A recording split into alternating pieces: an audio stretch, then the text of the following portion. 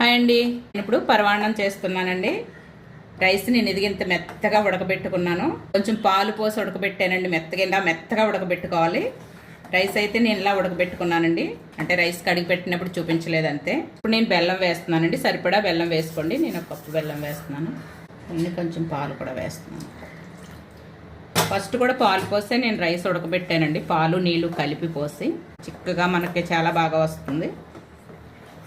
ఇంకొంచెం పాలు ఉన్నాయండి, అవి కూడా పోసేస్తున్నాను నేను. అలాగే ఇలాచీ పొడి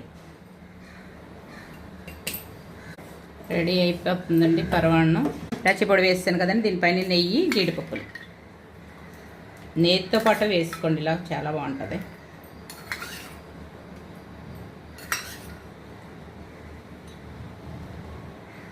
అంతే అండి, రెడీ అయిపోయిందండి పరమాన్నం. ఇలా చేసుకోండి, చాలా బాగుంటుంది.